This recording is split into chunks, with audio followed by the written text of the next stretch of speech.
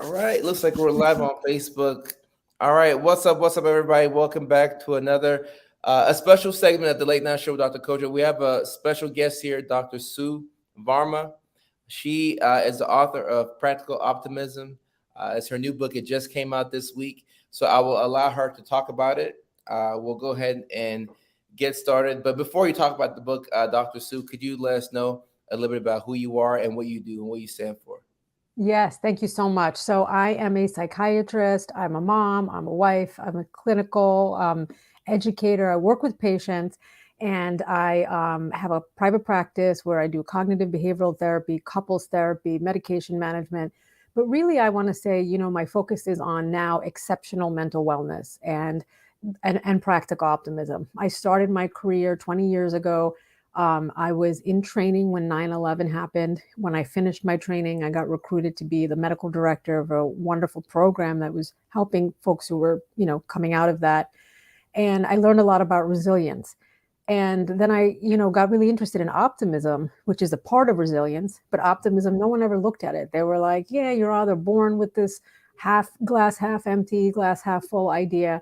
And it was only later that we realized that we can actually change the way we look. And when we change the way we look at things, the things change themselves. So that mindset is something I really became interested in for achieving anything.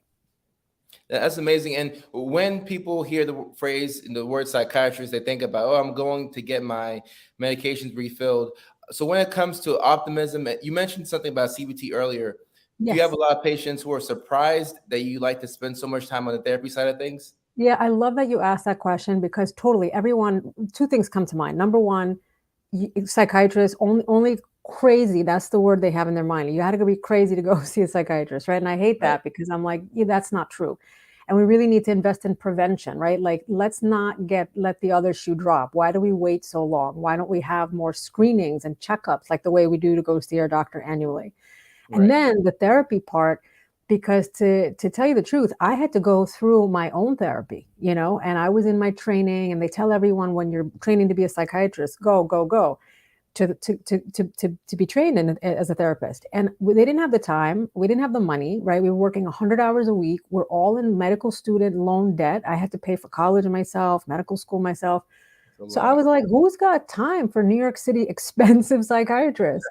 And then we had a therapist, cognitive behavioral therapist, came in, and it was so great because he was talking about tips and tools and resources like that you could go maybe 4 times, 6 times, 8 times, of course, depending on what you went for, and Right. that you could change your mindset. And I was like, great, sign me up. And it changed my life because at that time my mom was getting diagnosed with cancer and she couldn't get treatment because she had all these other heart problems and underlying conditions. And all of that was causing a lot of physical stress. And it was coming out in the way of my legs were weak and physical symptoms. So I always say the body expresses what the mind cannot.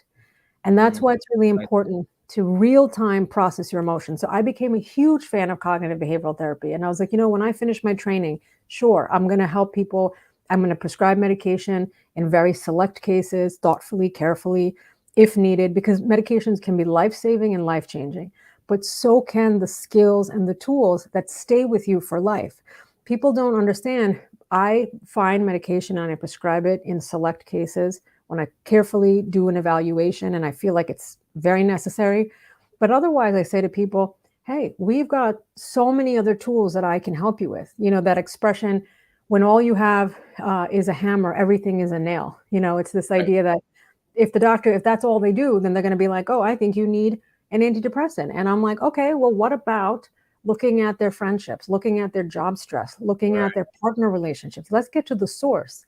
Because if you're not getting to the source, you're going to keep continuing medication or no medication. Medication takes, as you know, 6 to 8 to 12 weeks to work. And then if you stop it, you go back to where you were. So I want to give people tools and resources. So it's a good question. The optimism is the last thing you associate with a Right. psychiatrist, right? Right. And the timing of the release of the book is so interesting because we're headed into 2024. The statistics are out in terms of inflation, depression is up, substance use is up. So, what is there to be optimistic about from a practical standpoint at a time like this? Absolutely. People ask me that question and they're like, it's almost like it's funny. It's not like they're saying it, but they're like, how dare you talk about optimism, right? Like our world is on fire. There's war and like climate change and coming out on of the pandemic, and then everything that you mentioned, mental health crisis. And so my argument is we need this book now more than ever. And Right. the key thing about this is we're not talking about toxic positivity, right? Like rah rah, just look on the bright side, right? Because that would be dismissive. We want to validate people's experience. And I've spent so much time on this author's note, which is the first 3 pages. And I say, I give you context. I hear you, I see you. All of us are going to have grief, loss, disappointment in our life, 100%, right? And some of you are going to think, like, she's crazy for telling me to be optimistic. But what I'm saying is, anything you want. I have 8 pillars of practical optimism. They start from having a purpose, whether it's in life or being very intentional. They end with having practicing healthy habits. They're the 8 Ps. Any problem you have in life, run it through a system, right? Think of it as like a system, a filtration system. And I give you all very tangible tips and techniques so that you can start with a problem, get clarity, ask really good questions, increase your motivation, whether it's through exercise. Exercise boosts a sense of purpose in life, whatever it might be. And whatever problem you have, use these 8 Ps. But the key is it's a practice, right? Like a yoga, like learning a new language, a sport. No one's going to be trying to doing, jump shots or whatever the equivalent in sports athletics is. I got 2 boys and they're big basketball fans, football fans, and their kids, and they practice day in, day out, and I'm like, that's what practical optimism is. I have to practice it every day. Correct. And for the people who are right now struggling with mental health conditions, depression, anxiety, who are stuck, what would be the most practical beginning thing to do? Because you mentioned exercise and a lot of great things that you said just now. But for somebody who is stuck and they just happen to be watching this, Yes. where would they start? Yeah. So first of all, know you're not alone. And if you need mental health treatment, please, by all means, right? Because practical optimism isn't going to replace the careful, evaluation of a medical provider, behavioral health provider, right? And a simple place to start if you're feeling really like down is if you have a primary care doctor, just to schedule a visit just for your mental health. Like just say, listen, that's all I want to talk about. Because a lot of times you go to see your provider, they're looking at your cholesterol and all that. They don't have time for that. So this isn't going to replace it. This is in addition to, if you're struggling right now.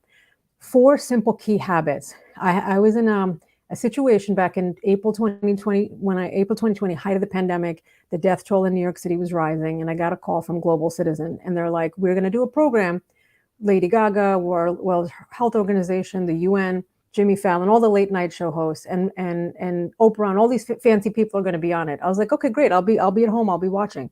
They're like, no. We want you to speak. And I was like, I don't sing, I don't dance. What do you want me to do? or not very well. Let's put it that way, right? I try to salsa dance, but not very well. And they were like, we give us hope. Exactly the same question you're asking. What can you do to help someone right now who's feeling really down and alone? And I said, okay, great. How long do I have? Because they're like, give us hope, give us inspiration, give us tips. I'm like, do I have an hour? They're like, no. You got 59 seconds, girl. And I was like, 59 seconds? What do you want me to talk about?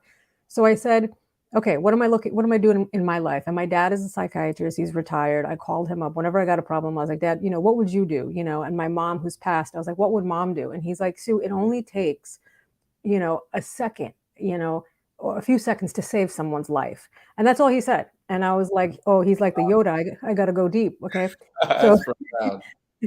so I was like, okay, what can I say in a minute that would matter?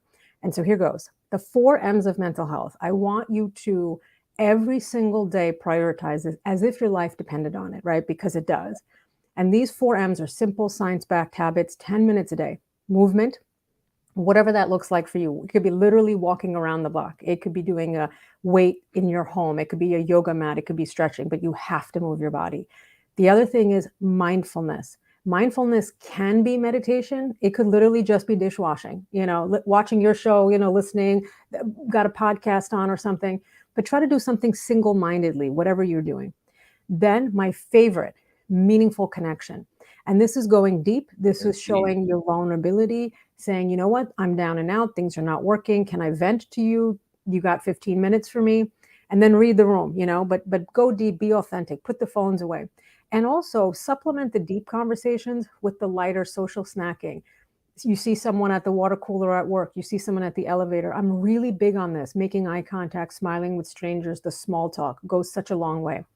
And the last one is called mastery. And I love this because you don't have to be a master to experience mastery. This can be experiencing a state of flow, kind of lose track of time, the pottery, the gardening.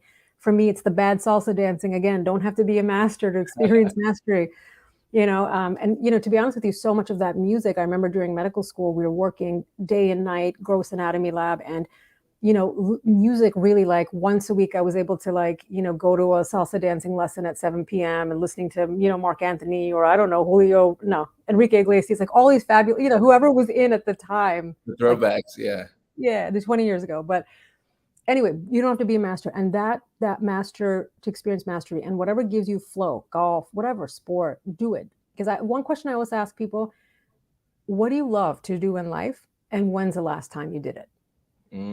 I love that. I love that. What do you like to do in life, and what's the last time that you did it? Yes.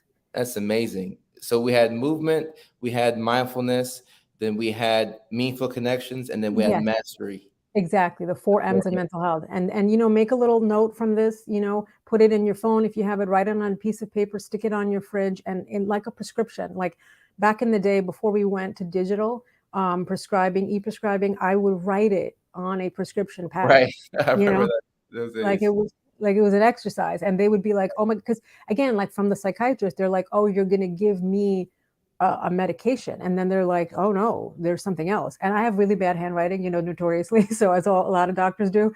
So they were like, "What is this chicken scratch?"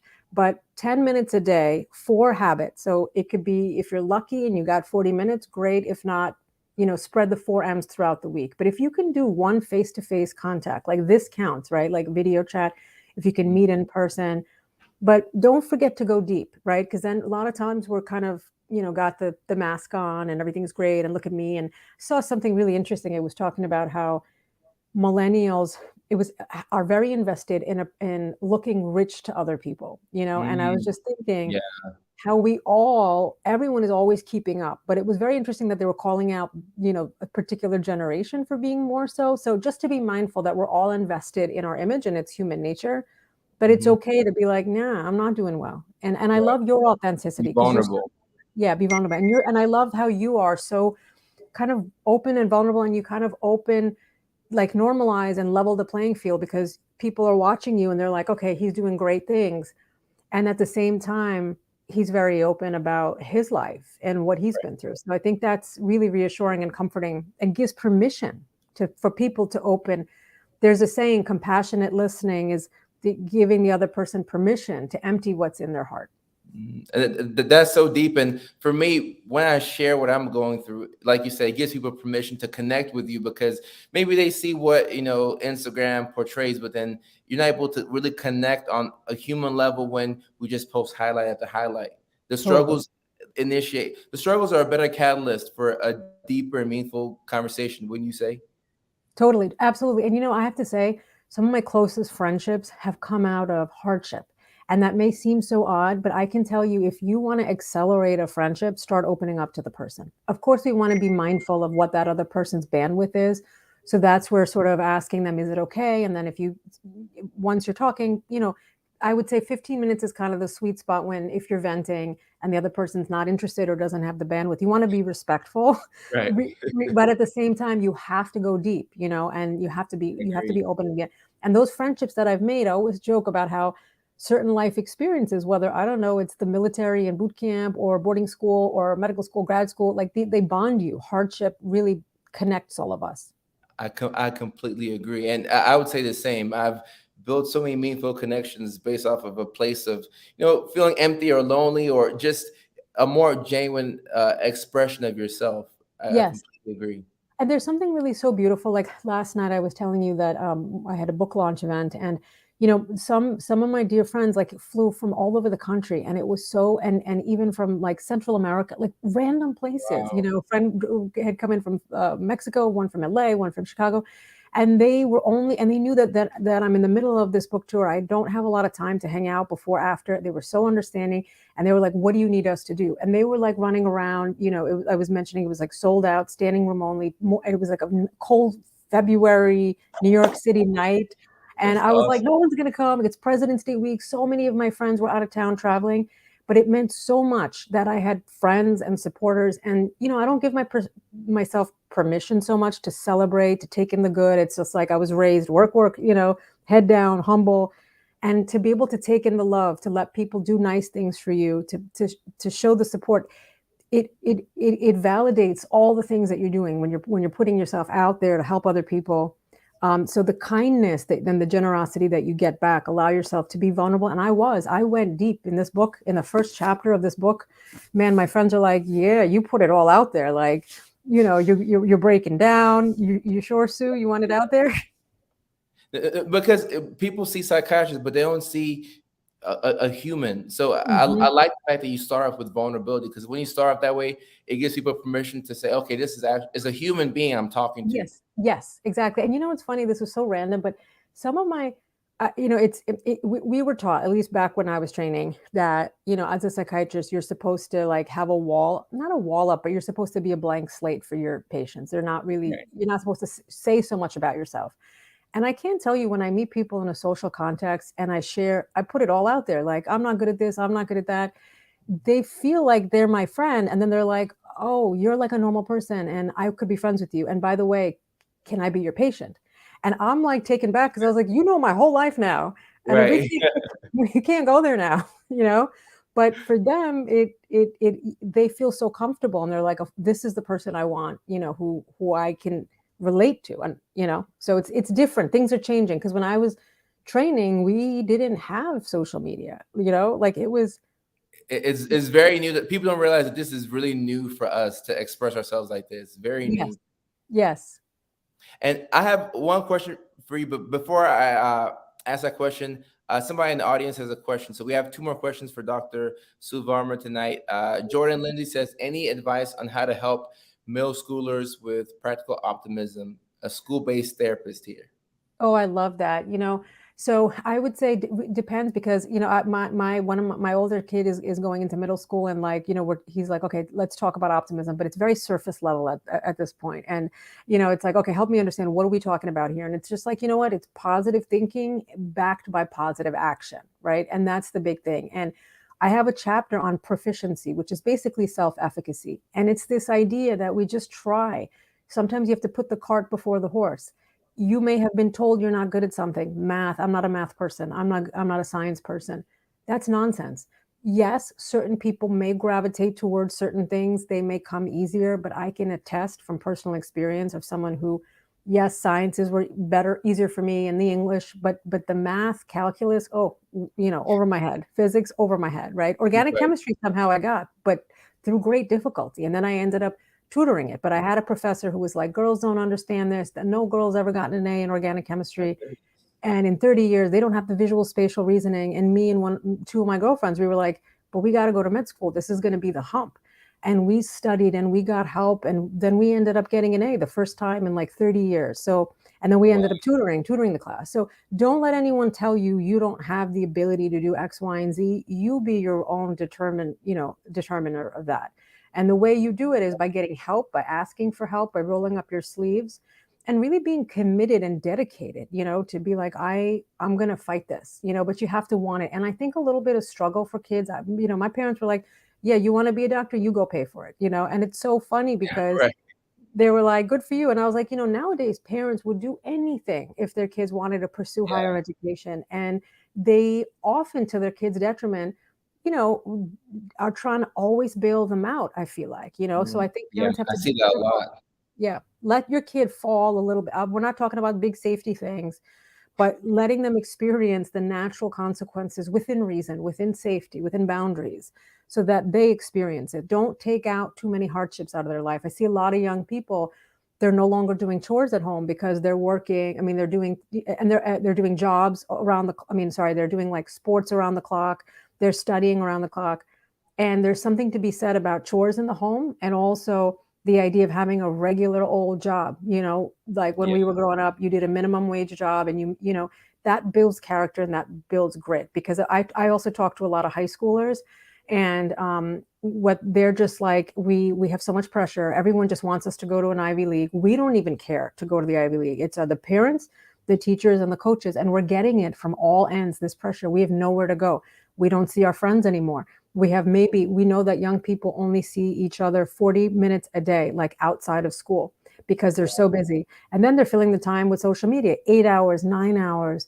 We know that the frontal cortex thins after like 7 hours. It's over time, so there's brain changes with extensive social media use. Why? Because you're not exercising, you're not sleeping, you're not having that meaningful connection. So we have to look at everything in context. A little bit of hardship is good within reason. Play, letting young people be young people without the pressures to achieve, to succeed, because that's where I think our society is headed downwards, is the emphasis on everything material, the accolades, instead of humanity, kindness, that kind of stuff. And I love that. This is why people need to get the book, because you're saying practical things. You're not giving people, what they want to hear. Like, oh, no, it's okay, or like, no, your child's struggling. In order for a child to reach that self-efficacy that you mentioned, they're gonna have to stumble and fail. Of course, not with Yes, like the huge things, but yes, they have to be able to have that resiliency. I yes. love that you touched on that. Yes, because in the end, that long-term grit, but when you look at success, it's related to intrinsic motivation, right? And it's like you can't feed that to somebody. They have to have that fire burn in them. And it was very interesting, actually. My husband shares an interesting story. He's also a child of immigrant parents, and he said, Sue, I remember in the fifth grade, my dad told me, if you want anything financially, you're gonna have to earn it. I'm not giving it to you. And he's like, that lit the fire under, like, he was always a good student, but then it was like, I know somebody would be like, oh my God, he's 10, why are you scaring him? That's what our generation of parents would say, right? But back then they were just like, yeah, we gotta scare you, and it scared him straight, and then he, was on this straight path after that. Right. And then he met you, and look where he's at. So Yeah. There you go. it's important to have that fire within you. Yes, And my, absolutely. my final question for you is, throughout this whole book writing process, and with the launch that has happened this week, what have you learned about yourself or about the world? Oh my God, so many things. I mean, that's such a great question. I learned how much kindness there is. And I learned that I have to give myself grace, because I know that we all have these narratives and we all have these scripts that, like, we have to do certain things a certain way. I learned how much pressure I put on myself. I also learned the importance of rest, which I look forward to at some point in the future. But, I realized that you have to be a little, obsessed to write a book. I've been Yeah. writing this for years. There was so much research that went into it. There were so many sacrifices, like not being able to spend the time with the family or friends, personal goals. So a lot of things had to go on the back burner. But my parents were sort of very mission driven people, community, society, doing a lot for other people. So then I was like, you know what? I have to give it up to God, to higher power, because I felt called to write this book. It wasn't something, I was like, I'm already on television. I'm good. I don't need more, name or status. Like, I get to be a little creative, and then I go back to my practice and my family and my friends. I didn't need to write this book. This was something drawing me. So I would give advice to people, if I were to say, allow yourself to be compelled by something outside of yourself with a greater good for society, for your community, because really in the end, that's what's going to sustain you. I talk a lot about the benefits of volunteering in the first chapter and purpose. So allow yourself to be driven, but also take breaks. So that's what I have to remind myself, that, I gotta I gotta recharge, and I gotta make time for that. That's awesome. Thank you so much for your time. Thank And you. it's amazing to have watched, the progress of this book, and when you let me know that you're going to release it, and just setting this up. And it's great to now know you as a friend. I'm rooting for you, Thank and you. I have so much respect, because I know how much time it takes to this whole process is truly an undertaking. So I have so much respect for you, as a Thank mother, as a wife, as a psychiatrist, as a human being, because I thank feel you. like we're connected on a really personal level, not with accolades, just two people who Yes, want to bring good into the world. So thank thank you so you. much for this book, and thank you for And your time. Thank you so much. And for you and all the advocacy and the hard work, because I know you're creative and you keep it fun and you keep it real. So, like, thank you for lending your expertise and your platform to this book tonight and your time. So, thank I you. appreciate you. Thank you so much. That's Dr. Sue Varma, ladies and gentlemen. The book is called Practical Optimism and is out now. Where can we find the book? I know on Amazon, but where else? Yes, anywhere books are sold, Barnes and Nobles, Penguin Random House, you name it, your local independent bookstore. So the best thing I can ask, if people can leave a review, buy the book and leave a review, that would mean the world, because the reviews, that's how we all do business these days, right? Like, are we going to buy it? And this really, I think of you taking care of your mental health, you showing up here, all of your community members and supporters. This is a vital act of public service. So please take care of yourselves, take care of your communities. You know, everybody's in sort of a dire situation. They're looking to one another. And I think of this book, Practical Optimism, almost as a mental health first aid, right? So just think, Oh, I like whether that. it's young people, you got a high schooler, you got a middle schooler, you know, the college student, the young 20s, 30s. You know, last night they asked me, who is this book written for? And I was like, the question to ask is, who is this book not written for? Because I Right. work with people throughout the life cycle, you know, from like 16 to 86. So really anybody can welcome and embrace the practice of practical optimism. And they can find me, you know, on Instagram, my website, drsuvarma.com. So thank you so much. Like, I learned so much from you and inspired by you. So I'm glad that we had an excuse, because I would have wanted to talk to you anyway, but the book gave us an excuse to. I appreciate that. And also for the people in my community, Val said that she was grocery shopping. I know this is a different time that we're doing the stream, but all the streams are going to be available on Facebook and on YouTube. And we will take clips from this and throw us on YouTube, and I'll put it on Instagram. So even if you missed the live streaming, I'll make sure to put it in your face. Awesome. Thank you. And please collaborate. If you end up doing reels, I would love to do that with you on Instagram. That's a good idea. We will do that. Thank you. Yes. We will Okay, do great. that. Yes, Awesome. ma'am. Thank you. Thank Thank you you. for So your nice time. to see you, Dr. Koda. Thank you. Take care. Likewise. Have a Thank good you. Have a night. good. Thank you. You too.